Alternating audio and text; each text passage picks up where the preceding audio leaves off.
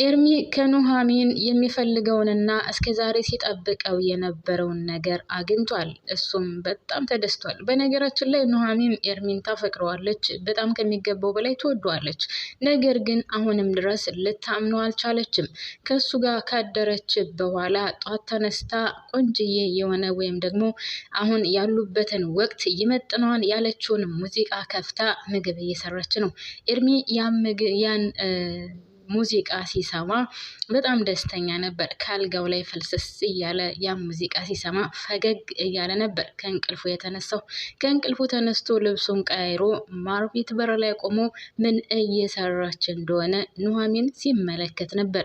ኑሃሚን በደስታ ነበር ከሱ ጋር አድራ ጧት ተነስታ ለሱ ቁርስ ለማብላት ተፍ ተፍ ስትል የነበረው። ሰላም ውድና የተከበራችሁ ውድ የቻናሌ ቤተሰቦች፣ ወደ ቻናሌ ስለመጣችሁ ከልብ አመሰግናለሁ። ቪዲዮውን ላይክ በማድረግ እንድጀምሩትና አብራችሁኝ እንድትቆዩ እያልኩኝ በአክብሮት እጋብዛለሁ።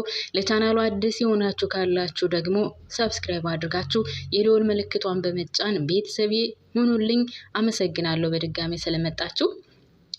እንግዲህ የኤርሚና የኑሃሚን ፍቅር ከሚገባው በላይ እየሮጠና እየፈጠነ ነው ያለው። ነገር ግን ምሰሶ ያለው ነገር አይመስለኝም። ምሰሶ ማለት እንግዲህ ሁላችንም እንደምናውቀው በቤት መካከል ወይም ደግሞ ቤትን የሚይዝ ማለት ነው። ሰው ለምን ታብራሪያለሽ እንዳትሉኝ። ለማንኛውም የኤርሚና የኑሃሚን ፍቅር እኔ ከወዲሁ ፈርቼለታለሁ። በነገራችን ላይ ኤርሚ በጣም ነው የሚወዳት። ነገር ግን ከጀርባው ያለው ነገር በጣም ከሚገባው በላይ የሚደብርና የሚያስጠላ ነው። ኑሃሚን ወይም ደግሞ አቶ ተሰማ የኑሃሚን አባቴ ነገር ቢያውቁ ከዛ ቤት አንድም ቀን እንደማያድሩና ያደረገውን ነገር ሁሉ እቱ ብለው እንደሚተፉት እርግጠኛ ነኝ። ምክንያቱም አሁን ደግሞ ትልቁ ችግር የሚሆነው ምን እንደሆነ ታውቃላችሁ? ለይኩን ማለት ለአቶ ተሰማ በጣም ከሚገባው በላይ የቅርብ ጓደኛውና ባለውለታው ነው። ስለዚህ አሁን የሕክምና ወጪውን እንኳን ማንም ሰው እንድሳተፍብኝ አልፈልግም፣ እኔ ብቻ እችላለሁ እያለ ነው የአቶ ተሰማን። ስለዚህ አቶ ተሰማ ደግሞ አሁን ከኑሃሚን አይነ ላይ ማለቴ የአቶ ተሰማን ልጅ አቶ ለይኩን የኑሃሚን አይነ ላይ ወድቋል ማለት ነው። ከኑሃሚን አይነ ላይ ያረፈው ለይኩን ለልጁ ለናሁም ፈልጓት ነው። ናሁም እባክህን ከጓደኛዬ ጋር ነበር የቆየሁት፣ ብታይ ቆንጅዬና ጸባይ ሰናይ ልጅ አለችው እያለ እንደውም ናሁምን ቀጥሮ ቢያናግረውም ናሁም አሁን አምራንን ስለሚወዳትና ስለሚያፈቅራት ከሷ ውጭ ሌላ ማየት እንደማይችል እያይናገረው ነበር። ነገር ግን አምራን ደግሞ ናሁምን የቀረበችው በፍጹም ወዳውና አፍቅራው ሳይሆን በኤርሚ እጅ ያለች ናት። አምራን ማለት ኤርሚያስ እንደዚህ አድርጌ እያለ የሚመራት የሚያዛት ሴት ናት። አምራን ደግሞ የሚያሳዝነው ነገር ኤርሚያስን በጣም ትወዷለች። ኤርሚያስ ግን ለአምራን ምንም አይነት ፍቅር የላትም። የተከሰተው ነገር ምንድን ነው እንግዲህ ያው ኤርሚና ኑሃሚን አብረው አድረዋን ገነትን አባረዋን ነበር። እንደውም እየጠየቀችው ነበር ገኔ የታለች ምናምን ብላ ስትለው ነይ ብያት ነበር ጧት፣ ነገር ግን እስካሁን አልመጣችም እያላት ነበር። ገኔ እዛ ቤት ብትመጣም ለነገሩ ሰላም የምትፈጥር አይደለችም፣ ችግር ፈጣሪ ናት ሁልጊዜም። ለማንኛውም እንግዲህ አምራን የናሁም ፍቅረኛ ሁና የቀረበችው ኤርሚያስ ሂጅና ከእሱ ጋር እያደርሽ ገንዘብ ተቀብለሽ አምጪ ብሏት እንጂ በፍጹም እሱን አትወደውም፣ አታፈቅረውም። ለገንዘቡ ስትልና ለገንዘቡ ስትል ነው። ከዛም ባለፈ እንግዲህ አቶ ለይኩን ናሆምን እየጨቀጨቀው ነው። የአቶ ተሰማ ልጅ በጣም ቆንጆና በጥሩ ስነ ምግባር ያደገች ልጅ ናት። ስለዚህ ከሷ ጋር እንድትተዋወቅና እኔ ደግሞ የምፈልገው ከእንደሷ አይነት ልጅ እንድትጋባ ወይም ደግሞ ሚስትክ እንድትሆን ነው የምፈልገው እያለ እየጨቀጨቀው ነው። ነገር ግን አሁን ይህን ነገር ሊቀበልና ሊወሰንበት አልቻለም፣ አልፈለግም። አምራንን ስለሚወዳትና ስለሚያፈቅራት ግን ከሱ ጀርባ ደግሞ አምራን ምን ፈልጋ እሱን እንደቀረበችውና አምራን ለምን እሱን እንደቀረበችው ናሆም የሚያውቀው ነገር የለም።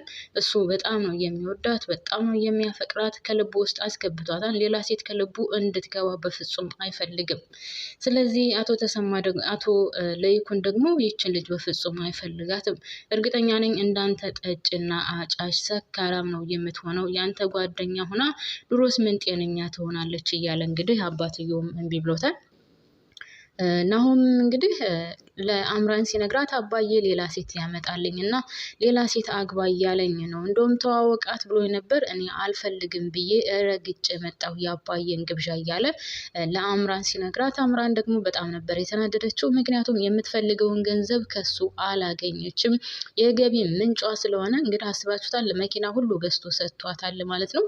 ለይኩን ማለት በጣም ከሚገባው በላይ ሀብታም እና ብዙ ካምፓኒዎች ያሉ ሰው ነው። እናም እንግዲህ ይሳካለታል ወይስ አይሳካም ሌላ ጉዳይ ነው። ለማንኛውም አምራን ማለቴ ኑሐሚን አቶ ለይኩን ቀጥሯት ስለነበረ እራት ጋብዟት ከልጁ ጋር ሊያስተዋውቃት፣ ነገር ግን ልጁ ያው እምቢ ብሎ ረግጦ ስለሄደ እሷ ስትገባ ወደ ሆቴሉ ናሆም ደግሞ ሲወጣ መንገድ ላይ ተገናኝተው ይጋጫሉ። ልክ ሆቴሉ በር ላይ ተገናኝተው ሲጋጩ ያው አልተዋወቁም። ስልክ ለስልክ ይለዋወጣሉ። እሷ የእሱን ስልክ እሱ ደግሞ የእሷን ስልክ ነበር ይዞ የሄደው። ከአቶ ለይኩን ጋር ያላትን ቆይታ ጨርሳ ስትመለስ እናም ስልኳን ስታየው መንገድ ላይ እያለች ሌላ ስልክ ነው። ከዛም እንደ ስልኬን የት አድርገው ነው ደግሞ የማን ስልክ ነው እያለች ነበር። ወዲያውኑ እንግዲህ ደግሞ ናሆም እንደዛ ብሎ ነግሯት ስለነበረ ወይም ደግሞ አባዬ ሌላ ሴት እያመጣልኝ ነው፣ ነገር ግን እኔ ረግጬው መጣሁ እያለ መኪና ውስጥ ሲነግራት አምራን በጣም ነበር የተናደደችው። በፍጹም አንተ ማንም እንዳይብኝ አልፈልግም፣ አንተ ማንም እንዳገባብኝ አልፈልግም፣ ከኔ ውጭ ማንም አይነካህም፣ ከፈለግክ አባትህን ሂድና አስተዋውቀኝ እያለችው ነበር። ናሆም ደግሞ በፍጹም ነገር አይሆንም፣ አባዬ አንቺን አይቶ ሊወድሽ አይችልም። አባዬ የሚፈልጋት ሴት ቤተሰቦቿን የምታገብር ስነ ስርዓት ያላት ባለሙያ ቆንጆ ብቻ አላርል ፈሪሃ እግዚአብሔር ያላት ምናምን እንደዚህ ነበር ሲጠቅስላት የነበረው። አምራን ደግሞ ከዚህ ሁሉ ምንም የለችበትም። ምክንያቱም አምራን የገንዘብ ሰውና የዘመናዊ ነገር ናት። ማለቴ ያው እንግዲህ እንዴት ብዬ ልግለጽላችሁ፣ ምንም መስሎ አይታያትም። ከወንድ ጋር አደረ አላደረ ታጨሳለች፣ ትሰክራለች፣ ብቻ ብዙ ነገር። አባትየው ደግሞ ይሄን ነገር አይፈልግም። አባትየው እኔ እያመመኝ ነው፣ አንተ ነህ የዚህ ሁሉ ድርጅት ተቀባይና አስተዳዳሪ የምትሆነው፣ እባክህን ልብ ግዛ እያለ ልጁን እየመከረው ነበር። ነገር ግን ልጁም ያው ከመጠጥና ከምናምን የሚወጣ አይደለም፣ ዝም ብሎ መስከር ነው ስራው። ወዲያውኑ እንግዲህ ከእሱ ጋር ከጨረሰች በኋላ አምራን ማለት ከናሆም ጋር ከጨረሰች በኋላ ወጥታ ለኤርሚያስ ትደውለለታለች። ናሆም ከሌላ ሚስት አባቱ እያመጣለት ነው፣ ስለዚህ ሌላ ማግባቱ አይቀርም ብላ ስትለው ኤርሚያስ በጣም ይናደዳል። እንደዛማ መሆን የለበትም፣ በፍጹም ከሱ የምንፈልገውን ነገር ሳናገኝ እንዴት ሌላ ያገባል እያለ ነው። እንግዲህ ይህን ነገር ደግሞ ወይም ደግሞ አግባት እያለ ወይም ደግሞ ተዋወቃት እያለ ያመጣት ኑሐሚን መሆኗን ኤርሚያስ በፍጹም አያውቅም። ይህን ቢያውቅ ደግሞ እርግጠኛ ነኝ ጨርቁን ጥሎ ነው የሚያብደው። ከዛም እንግዲህ ኤርሚያስ እንደዛ ብላ አምራን ከነገረችው በኋላ የፍቅረኛ የውሽማ ሊያገባ ነው፣ በቃ የገንዘብ ምንጭ ሊቋረጥ ነው። ወይኔ ከሱ እኮ ደህና ገንዘብ አግኝቼ ቢሆን ኑሮ ኑሐሚን አግብቼ ቁጭል ነበር ገላገል ነበር እያለ ከዛ በፊት ደግሞ ያው እሱ ራሱን አሁን በሷ ስልክ ወደ ኤርሚያስ ደውሎ ስለነበረ ኤርሚያስ ወደ ኑሐሚን ደውሎ ስለነበረ ናሆም ነበር ያነሳው። ናሆም ለምን አነሳው ካላችሁኝ ያው እንደነገርኳችሁ ኑሐሚን ወደ ሆቴል ስትገባ እና ከሆቴል ሲወጣ ሁለቱ ተጋጭተው ነበር። የዛ ጊዜ ስልካቸውን ተቀያይረዋል ማለት ነው። እሱን ረስቶ ስለነበረ ቆይ ግን የኔ ልዕልት ስልኳን ማን ያነሳው ቀደም ስደውልላት እያለ በድጋሚ ሲደውልም አላገኛትም ማለት ነው። እንግዲህ እዚህ ላይ ኤርሚያስ በጣም ተናዶ ነበር። ማነው ስልኩን ያነሳላት? ማነው ስደውልላት ሌላ ሰው እንዴት ሊያነሳው ይችላል? ስልኩን ለማን ሰጥታው ነው እያለ በጣም ተናዶ ከቤት ተመልሶ ነበር። ከቤት ተመልሶ ብቻውን ቁጭ ብሎ ነበር። እሷም ደግሞ ከሆነ ቦታ ቆይታ ስትገባ ፊቱ ቅይር ብሎ ነበር የጠበቃት ማለት ነው። እንግዲህ የኔ ፍቅር ብላ ጠጋ ስትለው ሌላ ፊት ሆኖ ወይም ደግሞ ሌላ ነገር ሆኖ ነው ያገኛት። እንግዲህ ጠዋት ላይ እንደነገርኳችሁ አብረው አድረው ወይም የሚፈልገውን ነገር አግኝቶ ከዛ ቆንጆ ሙዚቃ ከፍታ ምግብ እየሰራች እያለ የዛ ጊዜ እሷም ተጠራጥራው ነበር።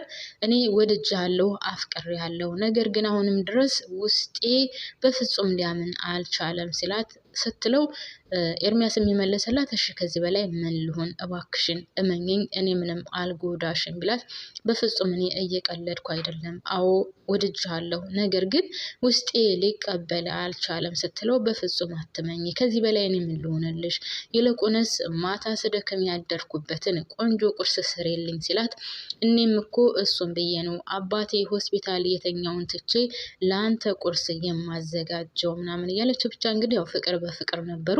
ነገር ግን አሁንም ውስጧ እንዳላመነበት እየነገረችው ነበር። እሱም ታማኝነቱ እንደቀጠለ አይደለም። ብቻ ነገሮቹ ውስብስብ ያሉ ናቸው።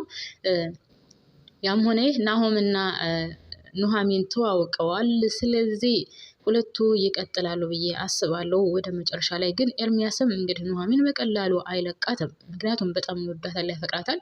በሌላ በኩል ደግሞ አምራን ኤርሚያስን ትወደዋለች፣ ታፈቅረዋለች። በዚህ በኩል ደግሞ እንግዲህ ናሆም አምራንን ይወዳታል፣ ያፈቅራታል። አስባችሁታል? ሊሆነው ስብስብ ያለ ነው። ለማንኛውም ቀጣይ ያለው ቀጣይ እንዲጀምጣለሁ። ላይክ ማድረጋችሁን እንዳትረሱ።